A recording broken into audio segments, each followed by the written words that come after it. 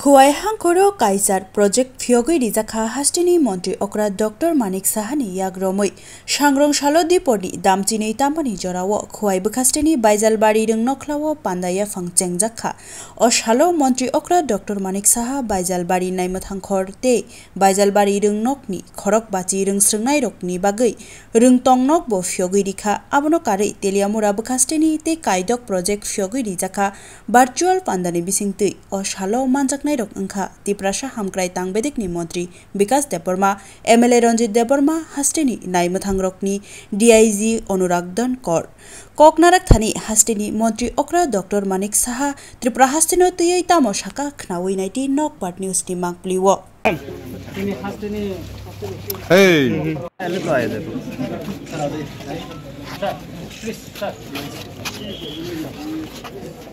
अरे आता है तो मोबाइल ले बैठे भाई आको पिचन ना तू पिचन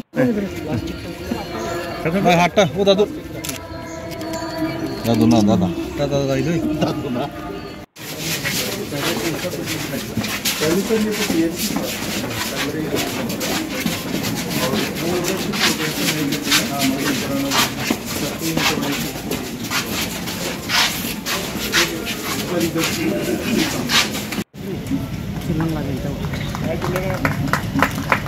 আমরা কবিতার মাধ্যমে অভিনন্দিত করছি এবং একটি বৃক্ষের চারা আগামী বসন্তে যে অভিষেক যাবে বিভাগের দলে আমরা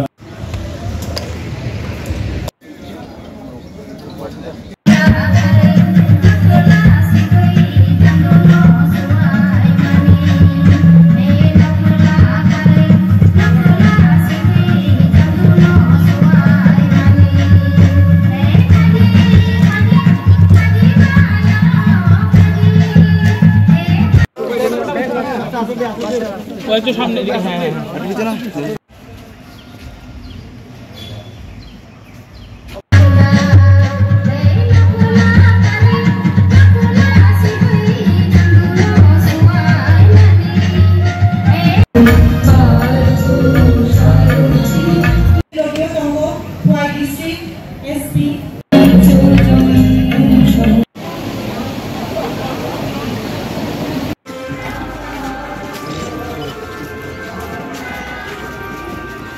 दादा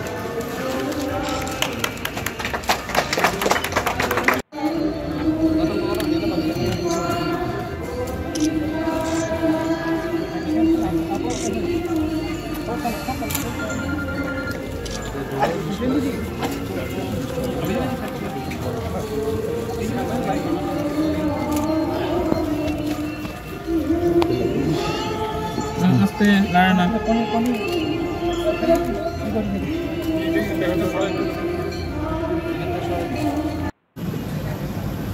আমাদের এই রাজ্য জাতি জনজাতির এবং মিশ্র সংস্কৃতির রাজ্য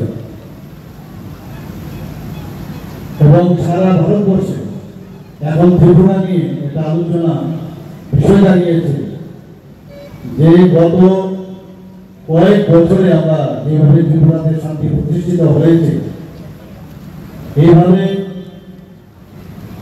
মিশ্র সংস্কৃতি জাতি জনজাতি এবং অন্যান্য সম্প্রদায়ের সবাইকে নিয়ে এত সুন্দরভাবে এই রাজ্য কিভাবে চলছে এবং এটা একমাত্র সম্ভব হয়েছে কারণ আমরা সবাই একসাথে আছি এবং আগামী দিন যদি আমরা একসাথে থাকি তবেই আমরা যেটা বারবার বলছি যে এক ত্রিপুরা শ্রেষ্ঠ ত্রিপুরা এবং মাননীয় প্রধানমন্ত্রী নরেন্দ্র মোদীজি বলছেন এক ভারত শ্রেষ্ঠ ভারত সেটা সম্ভব হবে শান্তি সম্প্রীতি না থাকলে কোনোদিন কোনো জিনিস করা সম্ভব নয় এখানে মাননীয় বিধায়ক শ্রী রঞ্জিত বাবু বলেছেন যে কোথার থেকে আমরা কোথায় যাচ্ছি আবার মাননীয় মন্ত্রী বাহাদুর বলেছেন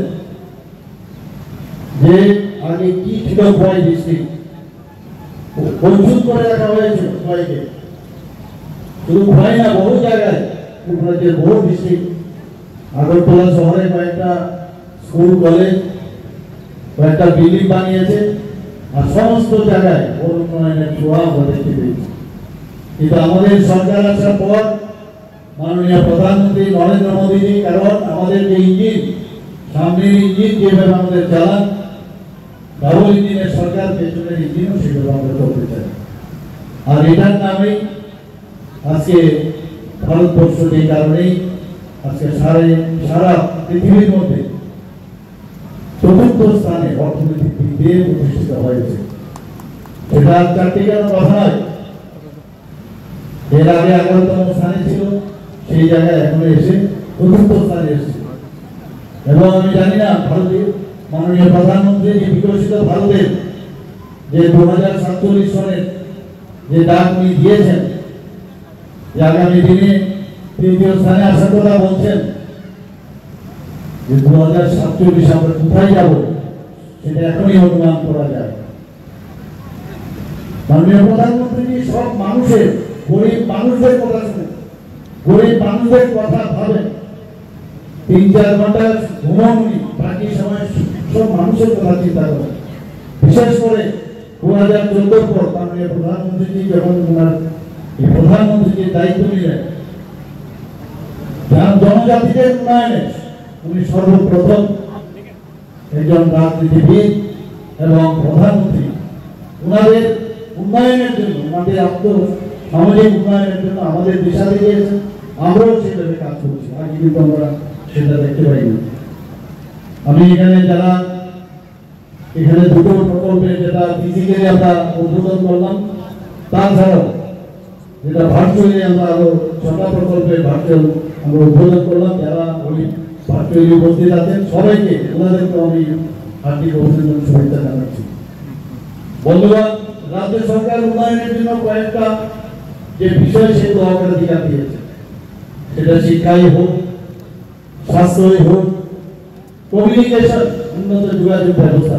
আমাদের সম্মানিত ডিজি সাহেব বলেছেন, উনি যখন এখানে উপস্থিত ছিলেন ত্রিপুরাতে, কি অবস্থা হতো, এখানে আসা যাওয়ার কত সমস্যা ছিল। আজকে সেই জায়গার মধ্যে উন্নয়নের ছোঁয়া লাগার কারণে is of going, is of doing, is of business সবকিছু এত সুন্দর হয়ে গেল। আরো কত কি হবে আগামী দিন আপনারা খালি দেখবেন। আজকে জনজাতিদের সামগ্রিক উন্নয়নের দিকে আমরা এই যে আমি বললাম রাজ্য সরকারের যে অগ্রাধিকারের যে বিষয় সেগুলো আমরা রেখেছি। এবং সেলফ রিলায়েন্স, স্বনির্ভরতা, আমরা ওদের উপর কেন, সরকারের উপর কেন মুখাপেক্ষি থাকবো? আমাদের নিজেদেরও আজকে এসএসজি গ্রুপ, আগে 2018 আগে মাত্র 4 থেকে 5,000 এসএসজি গ্রুপ ছিল, এখন আমাদের এখানে 56,000 এসএসজি গ্রুপ হয়েছে। ত্রিপুরা সরকার থেকে আমরা প্রায় 700 কোটি টাকার উপরে আমরা ব্যাংকের মাধ্যমে ওনাদেরকে আমরা রিভলভিং ফান্ড দিয়েছি। আরো অনেক টাকা ওনাদেরকে দিচ্ছি। লাখপতি দিদি ত্রিপুরাতে এখন প্রায় 91,000 উপর হয়ে গেছে। যেটা মাননীয় প্রধানমন্ত্রী নরেন্দ্র মোদীজি আমাদের দেখিয়েছেন। এখানে মহিলা, আমার মায়ের বোনেরা, মেয়েরা এখানে উপস্থিত আছেন। এবং কিভাবে আমাদের সরকার যে কর্মসংস্থানই হোক এবং রাজ্যের যে নিজস্ব যে সম্পদ, সেটাকে আগে কেউ ভাবতো না যে আমার এখানে লুকায়িত আছে, আমাদের সবকিছু আমাদের মধ্যে আছে। আমাদের এখানে ব্যাম্বু আছে, আমাদের এখানে আগর আছে, আমাদের এখানে আছে রাবার আছে, আমাদের এখানে পেট্রোলিয়াম যে গ্যাস আছে, আমাদের এখানে এগুলো নিয়ে আগে কেউ চিন্তা করতো না। আমাদের এখানে এগ্রিকালচারের যে উৎপাদন আছে সেগুলো নিয়ে আমরা অনেক উন্নত করতে পারি। সেইগুলো থেকে আমাদের এই সরকার আসার পর এইগুলোকে ব্যবহার করে আমাদের আর্থসামাজিক উন্নয়ন কিভাবে করতে হবে সেইগুলো আমরা অগ্রাধিকার দিয়েছি। এবং সেগুলো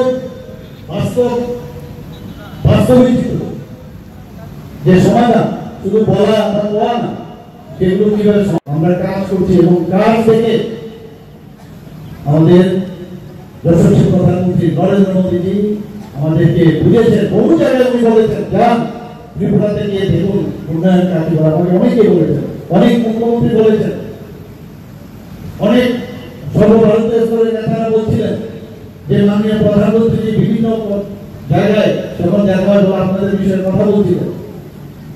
তো এই যে যাত্রা উনি আমাদের রোড ম্যাপ দেখিয়েছেন কিভাবে আমাদের আগামী দিন চলতে হবে।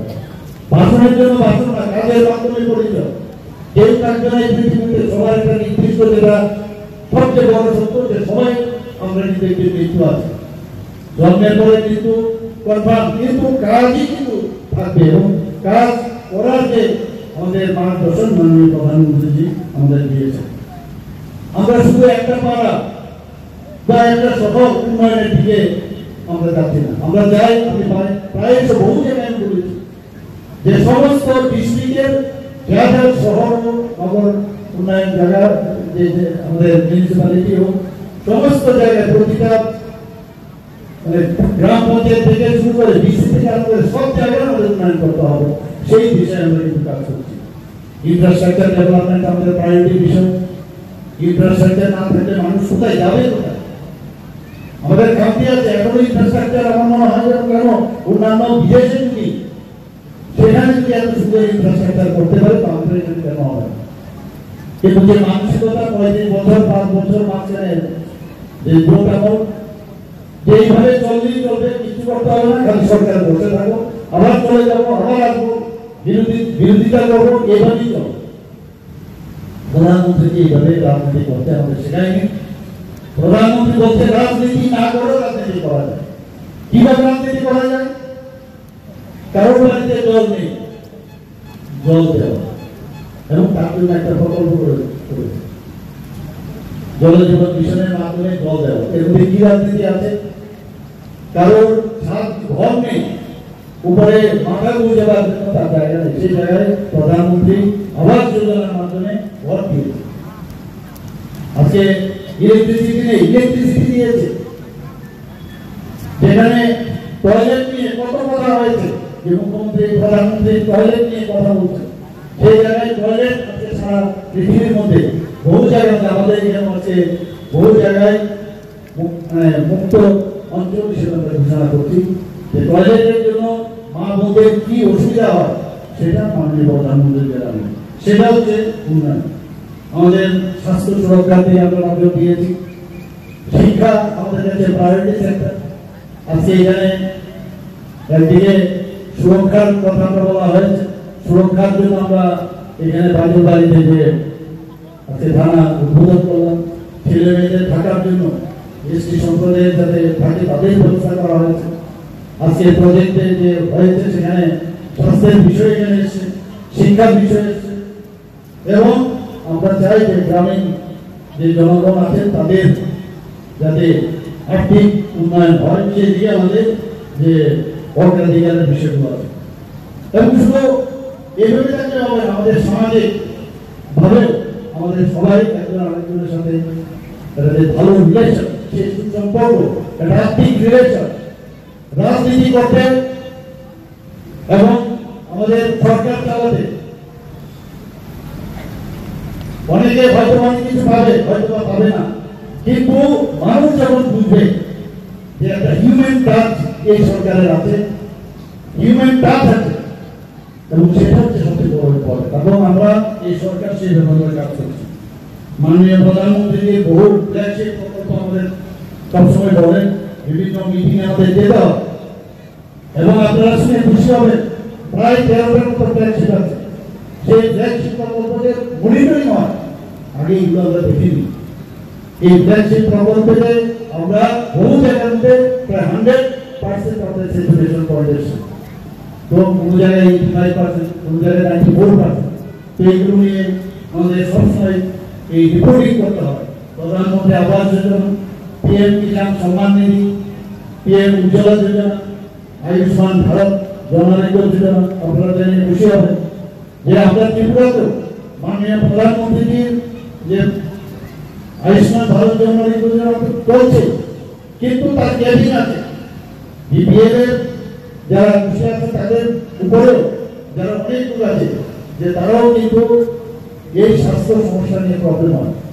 এখন ভাবুন মাননীয় প্রধানমন্ত্রী যে ভাবছে যে আমরা যখনই আমাদের একটা ফ্যামিলির মধ্যে স্বাস্থ্য নিয়ে সমস্যা হওয়া বা হতে পারে, বুঝতে হয় কি করবে, পয়সা লাগবে, কোন ডাক্তারের কাছে যাবে, কোন হসপিটালের কাছে যাবে, সেই জায়গায় প্রধানমন্ত্রী জন আরোগ্য যোজনা শুরু করেছেন। এবং সারা পৃথিবীর মধ্যে এটা আলোচ্য বিষয় যে 5 লাখ টাকা প্রতিটা ফ্যামিলিকে ভাবা যায় বলে আজকে বিনা পয়সায় তাদের ট্রিটমেন্ট দেওয়ার সুযোগ সেটা করা যায়। যেটা আমি বললাম উনি যেরকম আমাদের মার্গদর্শন দিয়েছেন আমরা দেখলাম যে ক্যাম্পিংয়ের বাইরে সারা ত্রিপুরার মধ্যে অনেকে সেই যোজনার আওতায় আসছে না। আমরা মুখ্যমন্ত্রী জমার যোজনা সেটাও আমরা শুরু করলাম একই জায়গায় 5 লক্ষ টাকা প্রতিটা ফ্যামিলিকে। এখন আমি বলতে পারি সারা ভারতবর্ষের মধ্যে ত্রিপুরায় একমাত্র জায়গা যেখানে 100% মানুষ এই জমার যোজনার আওতায় রয়েছে। সেটা একমাত্র সম্ভব হয়েছে আমাদের মাননীয় প্রধানমন্ত্রী আমাদের যেভাবে আদেশ করেন সেভাবে আমরা কাজ করতে